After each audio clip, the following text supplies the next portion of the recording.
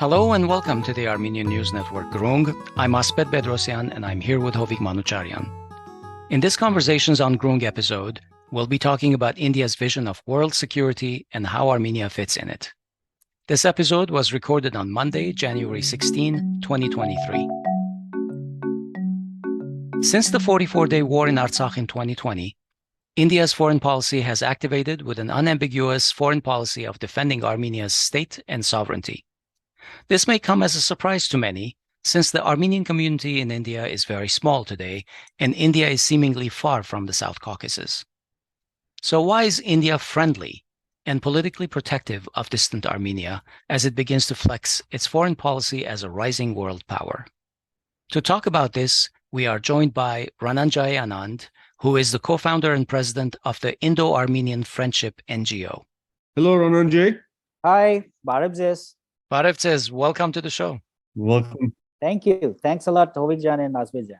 Rananjay, thanks again for joining us. Since this is your first time on our show, we're interested in hearing more about you and your involvement in the Armenian relations and the involvement of Armenians in your life, maybe. So can we hear about that a little bit, and also the Indo-Armenian Friendship NGO that you co-founded? Barabzes, Asbed and Hovik. It's a great pleasure to be part of your podcast for the first time, and I will speak out about everything you will ask me in genuinity. Yes, I am Rananjay Anand, and I'm co-founder and president of Indo-Armenian Friendship NGO working in Armenia, Yerevan. And this institution that we started off, it started as, a result of sheer love. And that is because of my wife, who is Ruzana Ashurgian. She's co-founder and vice president of this institution, this organization, basically. So we too started this organization first time in 2009 by opening a Facebook page, India-Armenia Friendship, which is still existing, it is still working. And the reason was that when we came in chance meeting with each other online, we were discussing, Indian philosophy, Western philosophy, and that transformed into better understanding for each other and for both countries. And that's the way I wanted to visit Armenia to meet her. And we were shocked to know that there was no tourist visa regime with India. Interesting. So that was the time when we decided that we have to start something to fathom out the latent awareness level among Indians and Armenian about each other. And that's how we started off this platform. And to our surprise, within 5-6 months, we had a lot of people on the platform, around 700-800. And we got to know, yes, there are so many common issues to be discussed and taken further on a common platform. And that's how we started this. And in the next 2 years, of course, we did a lot of exercise, and Armenia announced the visa regime with India. And I was probably among the first to visit Armenia in 2011 June. And by that time, we just got engaged in my first visit, and we started and established this organization in Armenia itself as a registered official NGO. And this is how the story started. The question that I have is, even at that time, there should have been some visits from, I remember there a small Indian community already developing. So I wanted to know, what was it, maybe in your experience, what was it like? I know today you can at least, see there's some Indian restaurants you can frequent to. Are there more of them? Are there sort of more Indian friendly locations? And also, are there other NGOs that focus on similar things or making the lives of Indians in Armenia better, or basically, is yours the only one? Well, as far as the number of Indians presence is concerned, in Armenia that time, mainly Indian students, medical students were Indian community, and very, counted number on your fingers, Indians were there. So that was not so significant number. And as far as other organizations concerned regarding Indians, I don't think so any other organization is there. Off late, there might be some organizations, but on and off we see coming and going. So we have been constantly there. And this is how we have developed the relationship between Indian and Armenian relationship, basically people-to-people connection through our various activities in collaboration with both Government of India and Government of Armenia, because we work in close proximity with them towards common goal and vision.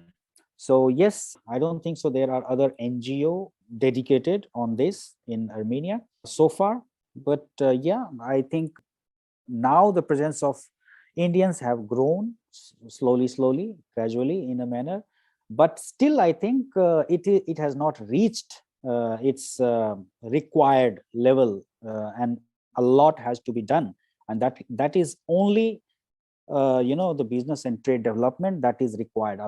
A very good business presence is required in Armenia to sustain such kind of thing. Rananjay, how large is the Indian community in Armenia, and what ties do you maintain with them? How do you support them? What are the services that you offer? If we talk about Indian community in Armenia, so the largest community of Indian ethnic group is medical students, and they are scattered around various medical colleges and universities. Then we have a very small group of businessmen, very small, and yes, some people working out there. Some of late, in the last 1-2 years, a couple of years, we have seen the worker labor as well, laborer Indians as well, but they are not pretty well recorded with the Embassy of India. And so I can say that in terms of presence of Indian ethnic group inside Armenia, it's mainly student group and not business or labor group, something like that. But the interest is there. So a conducive environment is being vouched for, and we are working towards that gradually. But as we see that in the last couple of years, lots of developments have been there. So things are taking a bit time, but yes, we are going into right direction. So currently, Indian ethnic community in Armenia is mainly students' presence. Do you get funding from your Ministry of Foreign Affairs or your embassy in Armenia? And what kind of services do you support? I personally sponsor our office and employees through my own fund so far. But our embassy, our Ministry of Foreign Affairs, they always help us with some grants, which translates into various programs that we do. So we have an annual budget from Embassy of India, and under that budget, we are entitled to do various programs throughout the year. So that program is something which is being sponsored by Embassy. Of course, we have also our own contribution into that. That's not enough. And running day-to-day office is totally taken care by me personally at my own cost. And the programs, when we talk about what programs we do, we have divided Indo-Armenian friendship into two, three parts, basically. One is cultural aspect, which is being now taken care by our Indian Cultural Center that we have started in 2019. And that Indian Cultural Center has been fully active with lots of programs we have been doing involving not only Indian culture, but as well the Armenian culture. And that is like the dance, local dance, cultural dance, folk dance, song. So the center is in Yerevan? Center is in Yerevan, okay. Yes. And last year we have celebrated the 30th anniversary of Indo-Armenian diplomatic relationship. And also India is celebrating 75 years of its independence, which is called Azadi Ka Amrit Mahotsav. So we have clubbed, and also we completed 10 years of our official existence in Armenia. So it was 10 years together, IF in action. So all three these things we have worked together with our embassy of India in Armenia and the government of Armenia. A very big program we have done last year that was called Big Cultural Extravaganza, where Armenians and Indian artists, around 40 plus artists, performed in Armenia in various programs. So yes, program-wise cultural factor is this, that we take care from both sides. Then again, we have, the conferences, seminars, webinars we would like to take, because now it's time to get more into the intellectual engagement from both sides, the think tanks. So this is also on our radar, that this year we are going to engage think tanks as well for bringing out the best out of Indo-Armenian relations, which is going right now through a dream run, I must say that. Yeah, Rananjay, let's switch gears and talk about geopolitics, something we like to do a lot on our podcast. Yeah. India is one of the largest countries in the world, barely second only to China. In a few years, it might even overtake China, and it's a major nuclear power, significant technology and defense industries as well. So it's quickly rising to become, in earnest, a world power with other major powers that can no longer ignore it. Since the start of the war in Ukraine, the Indian-Russian relationship has further developed, and India has increased its consumption of Russian gas. India is also a member of BRICS, which is set to grow more in influence as a testament to the rearrangement of the world geopolitical order. So can you tell us more a little bit where India itself sees on the world stage and in the coming few years and decades, maybe? Well, as you have explained very well, the base of any country's ambitions in the coming future depends on how it is placing through its demography, through its market, through its military power, through its economic power, and the global goodwill that a country enjoys with various countries out of the world. When we take a look on India's profile right now, India is soon means this year in mid-April, India is going to surpass China as world's most populous country. And India has already surpassed UK as world's 5th largest economy in the world. India has already achieved number 2 status as world's number 2 as a startup ecosystem country. India has actually, I must say, during the COVID itself, India, the kind of leadership India showed while distributing and donating the COVID vaccine, more than 100 countries during that phase. No other countries could ever do that. So India believed in sharing and caring, not hoarding. So whatever India created, India shared with the entire world, and especially the global South.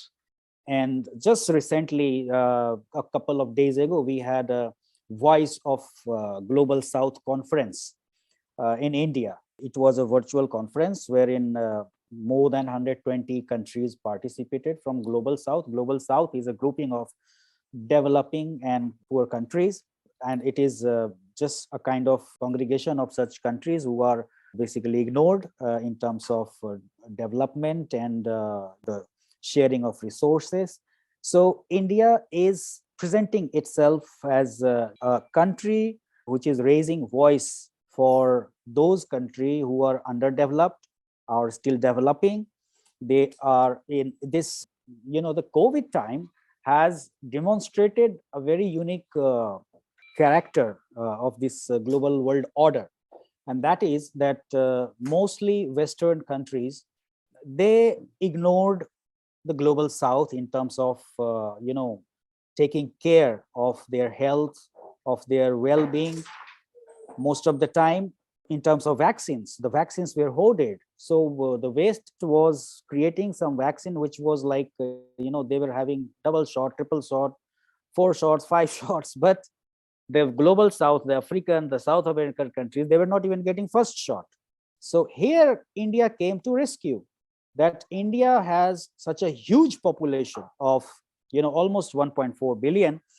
Still, India completed world's largest vaccination program within India.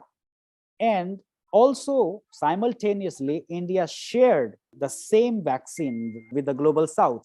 So this has created a huge goodwill for India, that we didn't only take care of our own people, but we took care of the entire humanity, whatever we could do, despite huge challenges. So this is point in action.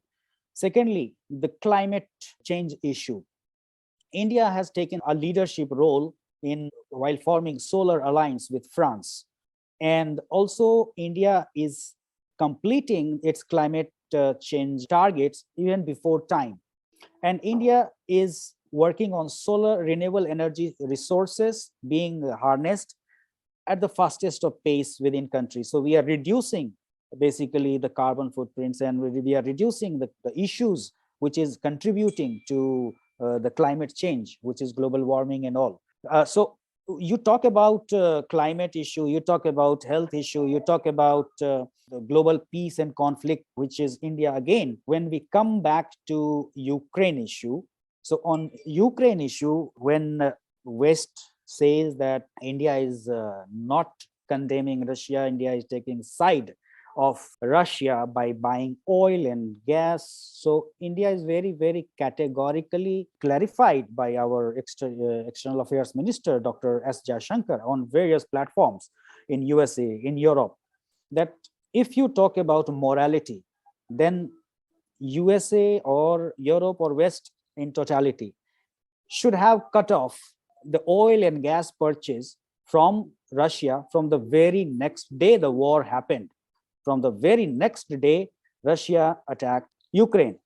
But you still continue to buy those oil and gas resources, and you set a limit which is comfortable for you, that yes, we will keep buying. And mind it, India has not bought so much as Europe has bought from Russia till now. Almost there are various speeches from our External Affairs Minister and even Petroleum Minister that you have bought 10 times more than us in this period. What India buys in whole month, you buy in one afternoon. Such kind of statements are there at various international forums when he is being asked.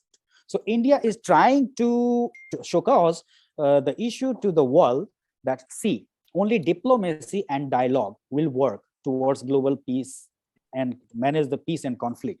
So India is taking that role, in a way that the global peace can be maintained and managing the conflicts of various regions while being sitting on its own ground with national interest intact. Rananjay, given what we have just noted about India, why is it that India is still not a permanent member of the UN Security Council? That's quite interesting question. And many people ask this question, why India is not the permanent Security Council member? The same question India is asking the permanent members, the P5 members as well. And for that, India has already shown its frustration that why UN is not being reformed when India is going to finally represent the world's largest population. India is home to one of the largest economies, and India is also raising voice of the global South. So the answer is very simple. There in P5, there must be some understanding that we are wielding the power of veto, which is what they don't want to share with other countries. That's right. Right. So even then, there is a country called China. They are outrightly against India whenever such issue comes. They don't want India to be in the permanent member list of Security Council. Right. Yes, we have support of 4 countries like Russia, USA, England, and France. But out of those 4 also, it's only Russia which has supported India with veto on many issues. When lots of things were brought up in UN Security Council against India, so it was Russia which vetoed in support of India, not other countries. At the same time, although the other 3 countries are supporting India's stance, but I don't think so. They are still from their heart willing to bring new members to dilute their own veto power. And this is the biggest injustice to the current world order. And you might see that India is criticizing quite a lot this non-reform of United Nations. And because of that, UN is gradually reducing being a non-functioning group because it is not bringing any peace and resolution to any. It's still functioning as per 1948. Exactly. The world has changed. And not only India, there are issues of bringing Brazil, Germany, Japan. And so these countries, even South Africa, there's no representation from South Africa. There's no representation from South America. world is so huge. And here, India is one of those countries which is complementing and which is completing all eligibility criteria of being UN permanent seat member. This is the main issue, that this is something which is about, the countries who are holding right now the veto power, they don't want to see it diluted. Okay. Let's move on to the relations between India and Armenia. These two countries, India and Armenia, are seemingly natural allies. On the diplomatic side, Armenia is the only country in the Caucasus that has a friendship and cooperation treaty with India. But in terms of economy, for whatever reason, Indian-Armenian trade isn't as great as it could be. However, since late October 2021, there's renewed energy in developing this economic relationship, as well as military relations between the two countries. As you mentioned, the Indian Foreign Minister, S. Jaishankar, made a historic first-ever diplomatic visit at that time. Meanwhile, India's adversary, Pakistan, has been very active in developing its relations with Armenia's enemies, Turkey and Azerbaijan, and continues to invest militarily in those relationships. We have discussed on this show the north-south corridor of world trade, which takes commerce to and from the Persian Gulf to Black Sea, essentially connecting the economies of India and South Asia to Europe. And this corridor theoretically would pass through Iran and Armenia and Georgia in the South Caucasus. What are the main reasons, do you think, that India is interested in strengthening its relationship with Armenia? First of all, Armenia is a country which is located in South Caucasus in the neighboring part of the Central Asia. Yeah. India considers Central Asia as its extended neighborhood. All right. So if we see the recent developments happening, like the fall of Afghanistan to Taliban, India invested huge in building up of the country, Afghanistan. Afghanistan was a kind of the route also for India to go to Central Asia. At the same time, the INSTC, International North-South Transport Corridor, that India, Russia, and Iran jointly created, it was to reduce the sea route and the shipping cost of materials for international trade among these countries. Because passing through such a long route, and it takes around almost 1.5 to 2 months to reach the seaport in Russia. But through international sea, rail, and road connectivity, multimodal transport system it is. So the time and cost, both are being reduced significantly. And India is reaching out to the market of South Caucasus, of Central Asia, of Russia, to Europe, through this route very quite conveniently. And just for information, this is also passing through Azerbaijan, because Azerbaijan is the member of this international north-south transport corridor. I don't know why Armenia delayed to be part of this, because it was always on offer. Right. But I think it's the most opportune time for Armenia to be part of INSTC, so that they can directly access Indian market, which is huge market for Armenian products, I must say that. So it has to be explored. And at the same time, India will reach to the CIS countries, to Central Asian market, to Russia, and to Europe through this quite effective multimodal shipping route. Yeah. Do you think that this desire to have these relationships are purely economic, as you mentioned, the trade routes and everything? Or is there a strategic military objective as well, namely to counter Pakistan, Turkey, combating terrorism and things like that? Yeah, so I was actually coming to that. It's not purely economic, geoeconomic collaboration. It has geopolitical and geostrategic, implications. Of late, the development in South Caucasus has been quite dynamic, because the situation has become quite complex in the region, where it's difficult to find out, one side you have friend, another side you have foe. I mean, it is like two friends on opposite lines, if you can say that. Like in case of Armenia and Azerbaijan, India and Israel are very good friends. Strategically, they are, strategic partners as well. But India is helping Armenia, Israel is helping Azerbaijan.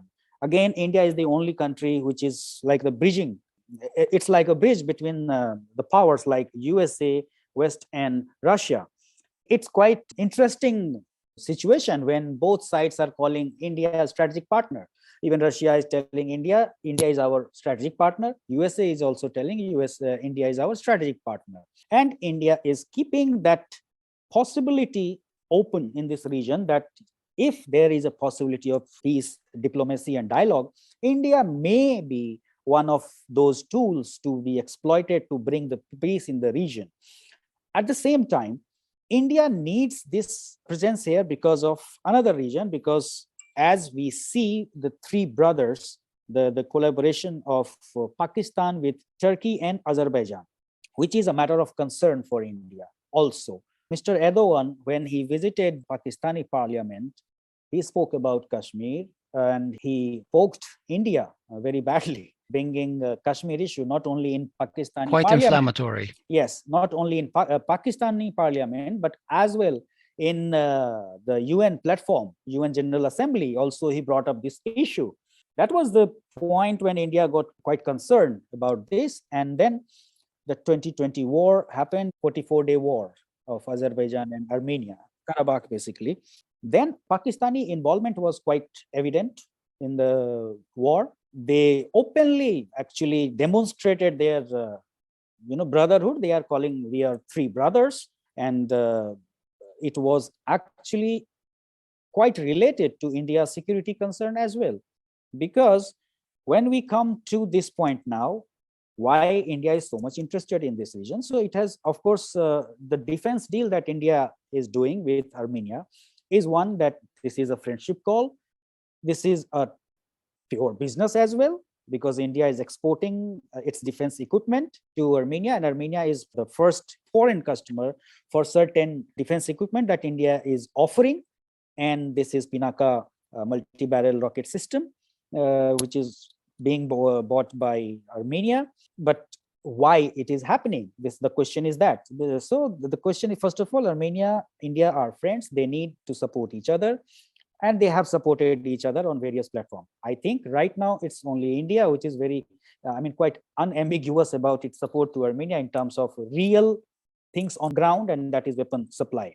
So when we talk about Kashmir, these three brothers, when they are consolidating through the kind of pressure which is going on Lachin corridor, blocking Artsakh, we are aware about this in India, and we are concerned about this. Maybe this is a pressure tactics to open the Sunnik region that they had been planning to open, to connect directly while opening the Zangezur corridor, as they say. So once this Zangezur corridor opens, it will connect Turkey, Azerbaijan, and it may come directly to the gates of Kashmir. So the way through Central Asia. Right, all the way through Central Asia. And if we take in hindsight, it's like pan-Islamic, pan-Turkestan creation.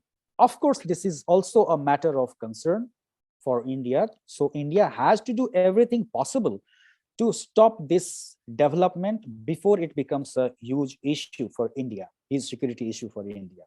So various factors are in action. It's not only one factor. So I think these are some points which we can keep in our observation. Rananjay, let's switch over to the economy. Essentially, improving geopolitical ties between India and Armenia can be greatly supported and augmented by public-private partnerships with the help of private citizens and businessmen such as yourself. Despite being one of the most populous and largest countries in the world, India was not one of the top 5 list for Armenia's trade partners. Yet India is Azerbaijan's 4th largest trade partner. So how do we get more business people in India and Armenia to invest in bilateral trade? Why hasn't it been done yet? And are there any investment funds, public-private partnership opportunities to help with such activities? This is a very interesting question. And this is the question for which I have been looking for answers for a long time. This is the main reason that why Indian community is not flourishing in Armenia so far. Because the most important thing is, people-to-people connection, this is fine. Until and unless there is no business support to that kind of efforts, then it goes in vain. Without business on ground, the relationship will not flourish. So I think, yes, in terms of business and trade, Armenia-India relations have to grow on a very strong note. There is a huge potential available. There are so many issues to be tapped. And for that, we have been looking for certain issues. And I think Armenia as a market cannot woo Indian businessmen just like we are a small market. So Armenia has to offer something in a package.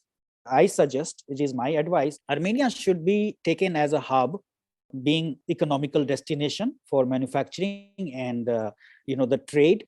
India can take it like a hub in Europe or CIS countries.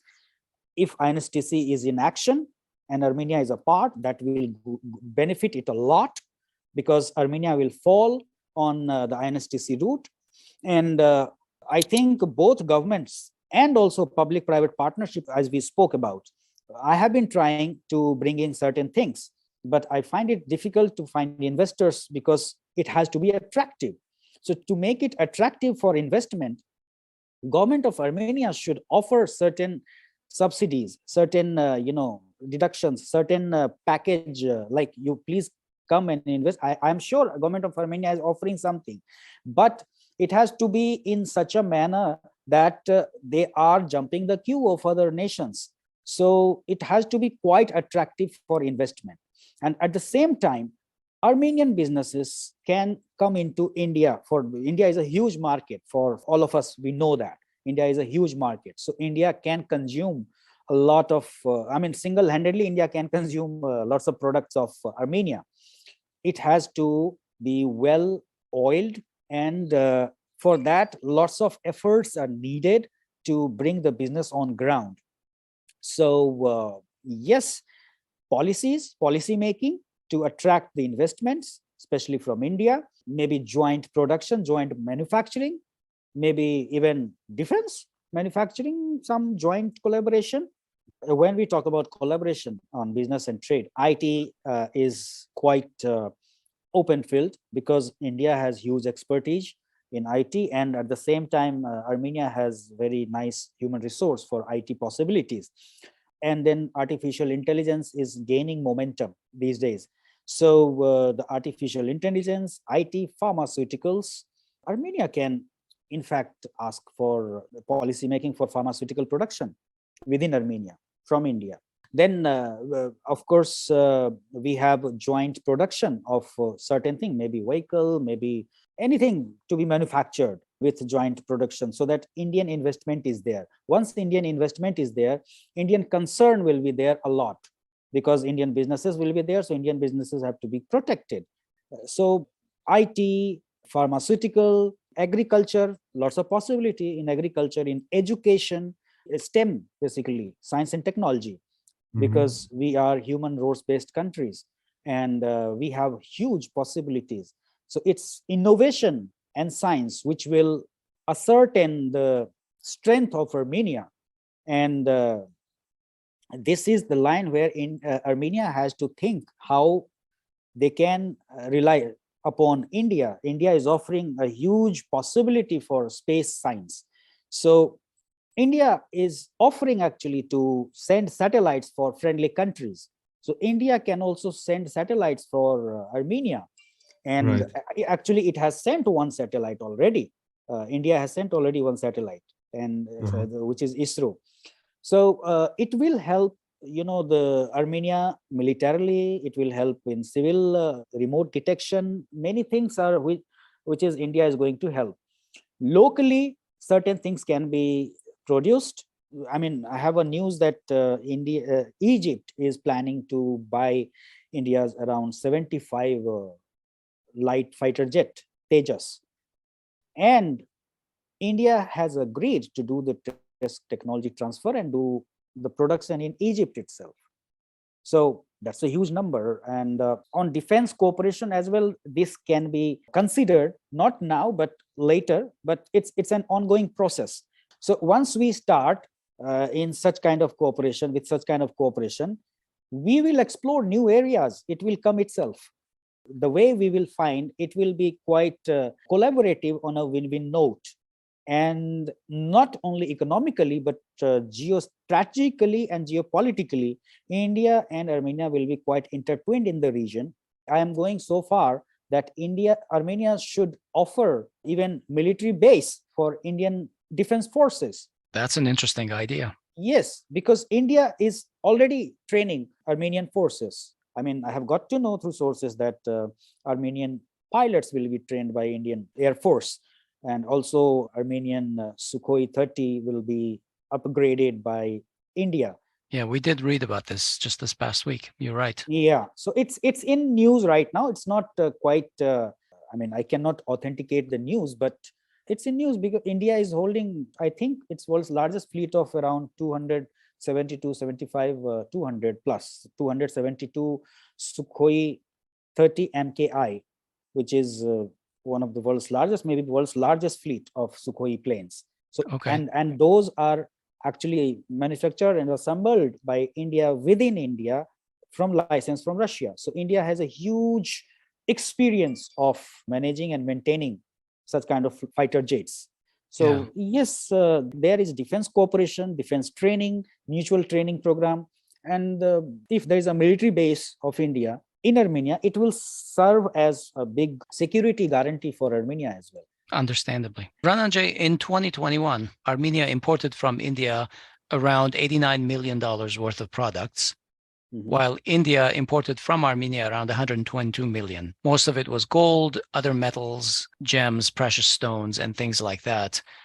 Where do you expect Indian-Armenian trade to be, let's say, in 3 to 5 years? And what industries do you expect to become more prominent than they are today? I think this is not the trade level that any country would like to see bilaterally. So this is not the number we are excited about.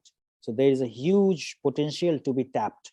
In fact, if that Pinaka missile deal goes through, yes, that single deal will be worth more than the entire 2021 year's trade value. Already. Yes. Already. Almost $500 million trade is done through defense equipment. Right. Already. And it is going to be more and more. So this is just a defense cooperation. Once industrial cooperation starts, where we have joint development or joint production of products in the country. So I think the trade going almost around 5 to 10 times higher in the coming 3-5 years. Interesting. But it has to be followed quite genuinely. And the policies must come out to support that target base. Otherwise, it will come and go, but it has to be constantly followed up. You're saying it doesn't happen by itself. It really takes effort by both sides to mean to do that business. Right. Yeah, this is all interesting, and I'm just listening. I was waiting for this phase of Indo-Armenian relations for a long time. Now, the way it's going on, it seems to me like a dream run that I was actually waiting for a long time. And these two ancient civilizations, when they realize their potential, their roots, they have a long way to go. And I believe the public-private partnership in this journey is very, very important. People like you, people like us, they are very big factor in this journey. And we have to bring our people from various backgrounds, from various fields together to just force multiply this relationship towards a bigger vision, which is a common vision of having, as you asked me, that how India is perceiving in the next coming decade. So India is very clear about that. India is perceiving itself as one of the force which is not being coerced by anybody. It's a force which is not going to look down anyone, or which is not going to look up anyone. So we all look each other eyes to eyes. And this is where India is offering to its friends, to the global fraternity, the G20 presidency that India is holding and conducting this year. It's based on this, our civilizational thought of Vasudhaiva Kutumbakam, means the entire world is our family, the whole world is our family. And this is how India is going to bring the voice of Global South to the platform where everyone is heard and taken. So this is what I mean to say, that India-Armenia relations at this juncture is looking quite positive. So thank you Thanks a More lot power for to the you. giving opportunity. Thank you. Rananjay. Thanks a lot for the opportunity. We're going to leave it there for today. This won't be our only conversation. Thank you, Rananjay, for coming on our show. It's a great honor. Thank you. Thanks a lot. Bye. All right, that's our show today. As always, we really want you to subscribe to our YouTube channel and follow us on Twitter and like our Facebook page. We'll talk to you soon.